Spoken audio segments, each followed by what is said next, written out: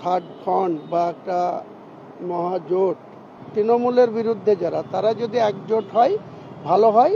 বিষয় এটা যে প্রথমেই রাজ্যের মানুষ অবগত আছে যে 2025 সালের 20শে মার্চ 2025 লালগোলা থানার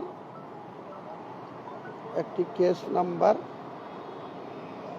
যেটা 297/2025, 1 নম্বর আসামি ছিল জিয়াউর রহমান। সে অ্যারেস্ট ছিল, সে জামিন পেয়ে গেছে, সে লালগোলাতে তার বাড়িতে আছে। সেই কেসের রেফারেন্স টেনে এর আগে লালগোলার পুলিশ, লালগোলার ওসি বা বহরমপুর পুলিশ পিডির পুলিশ, আগের যে এসপি ছিল কে সানিরাজ, তার নির্দেশে জানুয়ারি 2026-এ এসে সেই কেস রেফারেন্সে আমার বিয়ান, মেয়ে, জামাই, নাতনি এদের সম্পত্তি ফ্রিজ করিয়েছে।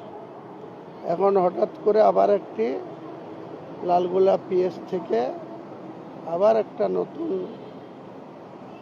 কেস স্টার্ট হয়েছে, 97/2026,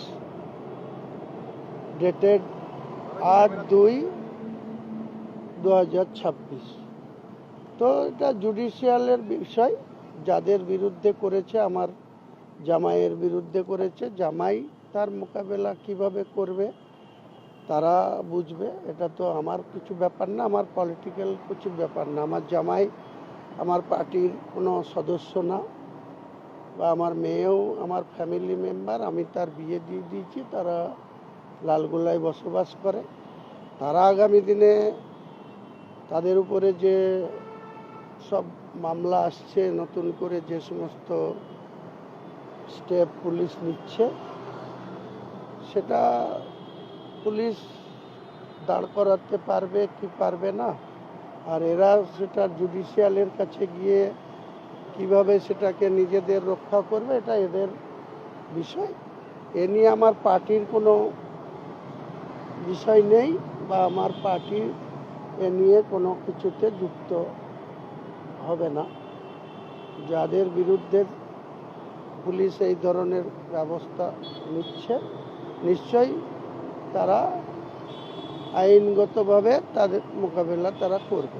আপনার মেয়ের আগে বলেছিলেন যে আপনি জেইউপি তৈরি করার পরে এই ধরনের আপনার নামের সঙ্গে আপনার জামাইয়ের নামটা জড়িয়ে দেওয়া হচ্ছে এবং ভোটের আগে একটা মেলাইন করার একটা চেষ্টা, আপনিও কি তাই মনে করেন? নিশ্চয়ই তাই তো হচ্ছে। মানুষ জবাব দেবে। এসব করে ধরুন ক্ষমতার অপব্যবহার করে যদি চিরদিন টিকে থাকা যেত, তাহলে তো বুদ্ধবাবুরা 235 নিয়েছিল 2011-তে, তাহলে আর মমতা ব্যানার্জি ক্ষমতায় আসতেন না। বাংলার মানুষ শেষ সিদ্ধান্ত নেবে। আর 15 তারিখ আসতে আর কতদিন, 17 দিন। 15ই মার্চ আসলে ইলেকশন ডিক্লেয়ার হলে বাংলার মানুষ 18তম বিধানসভা নির্বাচনে কি রায় দেয়, সেটার জন্য আমাদেরকে সকলকে অপেক্ষা করতে হবে। এটা কি রাজনৈতিক উদ্দেশ্যে করা হচ্ছে বারবার? কারণ এর আগে দেখুন, এটা বলার অপেক্ষা রাখে না, এটা স্বাভাবিক। লালগোলায় লক্ষ লক্ষ মানুষ বাস করে, তাদের সঙ্গে কি আচরণ হচ্ছে, আর এটা আমার ফ্যামিলির সঙ্গে যাদের সম্পর্ক, রক্তের সম্পর্ক, সেই তাদের সঙ্গে কি ধরনের আচরণ করা হচ্ছে, এটা তো অনুমান করার তো আর কোনো অসুবিধা নেই। এবারে ভোটের অনেকটা আগেই কেন্দ্রীয় বাহিনী চলে আসছে, শনিবারের মধ্যে 240 কোম্পানি কেন্দ্রীয় বাহিনী চলে আসবে। পূর্ব মেদিনীপুরে সব থেকে বেশি কোম্পানি বাহিনী দেওয়া হচ্ছে। এবারে ভোট কতটা সুষ্ঠুভাবে হবে বলে মনে হচ্ছে? দেখুন, কেন্দ্রীয় বাহিনী সেন্ট্রাল ইলেকশন কমিশনের নির্দেশে আসছে। ইলেকশন কমিশনকে দেখতে হবে যে কেন্দ্র বাহিনী যেন রাজ্য সরকারের প্রশাসনের নির্দেশে পরিচালিত না হয়। কেন্দ্র বাহিনী রাজ্য যেমন প্রশাসন লিওজ রাখবে, পাশাপাশি সেন্ট্রাল বাহিনীর যারা আধিকারিক রয়েছেন, কমান্ড্যান্ট রয়েছেন, কর্নেল রয়েছেন, তারা যাতে সরাসরি এই ল অ্যান্ড অর্ডারের বিষয়গুলো বা কাউকে যাতে কেউ থ্রেড করতে না পারে, ধমকি না দিতে পারে, বুথ দখল করতে না পারে, সেটা রাজ্য পুলিশের উপরে নির্ভরশীল থাকলে কেন্দ্র বাহিনী হাজার কোম্পানি এনেও কিছু লাভ হবে না। যদি যে কেন্দ্র কোম্পানি আসবে সেটা যদি সঠিকভাবে ইলেকশন কমিশন যদি তাদের বুথ সুরক্ষার জন্য বা সাধারণ মানুষের ভোটারদের নিরাপত্তা নিশ্চিত করতে পারে, তাহলে মানুষ নির্বিঘ্নে নিশ্চিন্তে তাদের পছন্দের প্রার্থীকে ভোট দিতে পারবে। মুখ্যমন্ত্রী গতকাল বলেছেন যে নির্বাচন কমিশন চুপি চুপি 1,20,00,000 নাম বাদ দেওয়ার একটা পরিকল্পনা করেছে এবং লজিক্যাল ডিসক্রিপেন্সির কারণ দেখিয়ে অনেক নাম বাদ দেওয়া হচ্ছে। এটা প্রাথমিকভাবে কোনো এরকম কোনো নির্দেশিকা? মুখ্যমন্ত্রীর কথার কোনো মূল্য নেই। উনি কখন কি বলেন, উনি তো কোর্টে গিয়েছিলেন, কোর্টে গিয়ে সুপ্রিম কোর্টে কি বলেছেন সেটা প্রকাশ করা উচিত। আর সেই বলার জজ সাহেবরা কি শুনেছেন আর তার ওনার কথার কি গুরুত্ব দিয়েছেন সেটা একবার সাধারণ মানুষের কাছে প্রকাশ করা উচিত।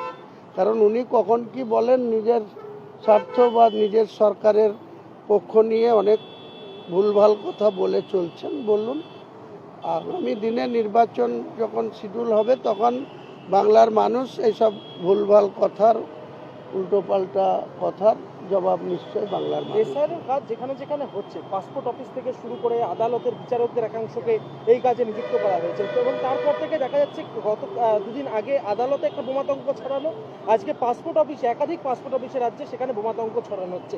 এটা কি পরিকল্পনা করেই করা হচ্ছে? দেখুন, এই নিয়ে আমি কোনো মন্তব্য করব না, কারণ সুপ্রিম কোর্ট জুডিশিয়ালদের ওখানে নিয়োগ করেছেন।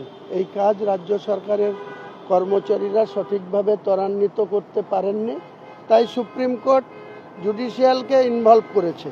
জুডিশিয়ালের উপরে যদি কোনো অ্যাটাক হয় সেটা কনস্টিটিউশন অনুযায়ী বা ভারতবর্ষের সংবিধান অনুযায়ী বা আইন অনুযায়ী তাদের কি ব্যবস্থা নেবে সেটা আমাদেরকে অপেক্ষা করতে হবে। হাওড়াতে যে গুলি করে খুন করা হলো একেবারে প্রকাশ্যে, তারপরেও এখনো পর্যন্ত অভিযুক্তকে ধরতে পারেনি। তৃণমূল বিধায়ক ঘনিষ্ঠ বলে কি ধরতে পারছে না পুলিশ?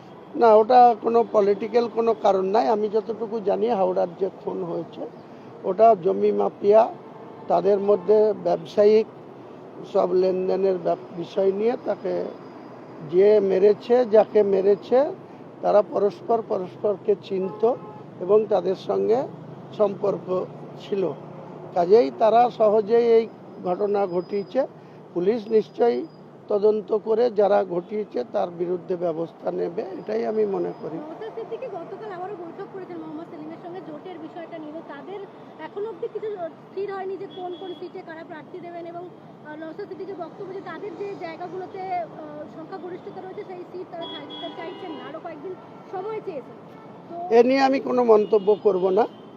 আমি এইটুকুই বলবো যে আমরা এই মাসের মধ্যেই একটা জোটের পরিষ্কার চিত্র তুলে ধরতে চেয়েছিলাম, কিন্তু আমরা ভেবেছিলাম যে মার্চের ফার্স্ট উইকের মধ্যে ইলেকশন কমিশন শিডিউল ডিক্লেয়ার করবে, কিন্তু এখন দেখা যাচ্ছে যে 28 তারিখে ফাইনাল ভোটার লিস্ট হওয়ার পরেও মার্চের 15 নাগাদ ইলেকশন কমিশন 2026-এর 18তম বিধানসভার নির্বাচনের বিজ্ঞপ্তি করবে। কাজে আমরা হাতে আরও কয়েকদিন সময় পেয়ে যাচ্ছি। আমরা আমাদের যে রাজনৈতিক কর্মসূচি বা যে ধরনের নির্বাচনে প্রার্থী তালিকা আমাদের কাজ চলছে, প্রথমে যদি আমাদের মধ্যে একটা থার্ড ফ্রন্ট বা একটা মহাজোট, যারা তৃণমূলকে হারাতে চায়, যারা বিজেপিকে ক্ষমতায় আসতে না দিতে চায়, বিজেপির বিরুদ্ধে যারা, তৃণমূলের বিরুদ্ধে যারা, তারা যদি একজোট হয় ভালো হয়। যদি একজোট কেউ না হয় কোনো কিছুতে, তাতে একা হুমায়ুন কবিরের কিছু যায় আসে না। হুমায়ুন কবির জেইউপি পার্টির নেতৃত্ব চেয়ারম্যান হিসাবে আমি 182টা আসনে প্রার্থী দেব, লড়াইয়ে নামব। মানুষ সিদ্ধান্ত নেবে কার পক্ষে, কার লোগোতে ভোট দিবে, কোন প্রার্থীকে ভোট দিবে, কাকে নেতা মেনে ভোট দিবে।